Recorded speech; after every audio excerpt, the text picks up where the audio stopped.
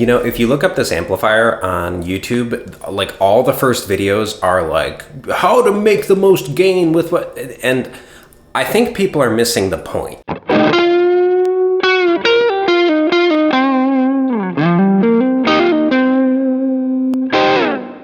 Hello everybody, my name is Austin Randolph. If this is your first time seeing my face, then hello, welcome to the channel. I do guitar stuff.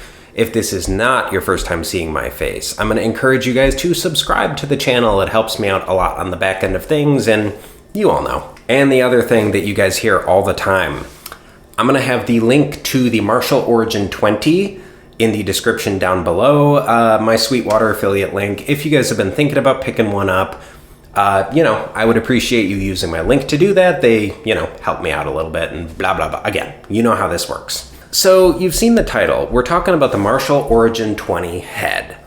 And I really, really think this is the most misunderstood Marshall amplifier that I think I've ever seen. And really, I think so because probably since the JCM 900 days in like the 90s, Marshall, maybe the 800, but my point is Marshall is so synonymous with gain, specifically like a tight, just when you think a distorted like classic rock guitar tone, you think Marshall. When you think like badass metal guys, you think a dude standing on a stage with a wall of Marshalls behind him. I think that Marshall has become so synonymous with a heavy, aggressive guitar sound that this kind of slipped through the cracks, because that's not really what this is for. What this is this is an affordable Marshall Plexi, and it's made in Vietnam, and it's 20 watts with an attenuator on it, low power, so it's got 3 power modes, low, mid, high. Low is about like 0.3 watts, I think. Maybe it's half a watt, something like that. Mid is like 3 to 5 watts, and full power, 20 watts. It is a modern, affordable take on the legendary Marshall Plexi platform, which is not for that tight, compressed, high gain, because it was about, 40 years before that sound was a thing. So we're gonna go through the controls. I'm probably gonna play 2 different guitars through it, and different pickup combinations. I want you guys to be able to like hear what the full spectrum of sounds that you can get. And then we're going to meet up at the end to kind of talk about where I think it excels, who it's for, and who it's not really for. But let's look at the controls. Hello, look at you. And so we're looking at the controls, but first and foremost, I really think this amplifier looks so good. It looks so classic and timeless. It's beautiful, man. You have your power. Like I said, your 3 power modes, low, medium, high, and your built-in attenuation, which is so useful. Over on the left, you have your presence, you have a master volume, you have your 3 EQs, and per Marshall regularity, I always keep the treble off. Over here, you have your tilt, which is combining those 4 jack inputs that would have been on the old school Plexi, combining those into a single input, and you can blend what would have traditionally been separate jacks just with that knob. And there's your gain knob, which you can pull out for an extra boost. I did not show you the back, but there is an effects loop built in on the back, if that's important to you. So it's clearly a, like I said, affordable Plexi style recreation. Very classic Marshall sounds. Think like 1960s Marshall sounds. Let's listen to it. So I'm going to be running a Les Paul and a Strat through it, so you get to hear some humbucker, some single coil tones. I'm going to play around with the pickup combinations. There's no built-in reverb, if you notice. So the reverb that you're going to be hearing is coming from like Boss reverb pedal on the floor. If you hear overdrive, it's either going to be coming, if it's moderate, it's coming from a Wampler Tumnus, so a Klon style pedal. If it's heavy, it's going to be coming from my EVH 5150 overdrive pedal. I'm going to try to run through a spectrum of sounds, and then we'll regroup and kind of, wrap up. Because I really don't think this is for everybody, but I think it's for more people than the internet says it is. Because the internet's kind of mean to this thing.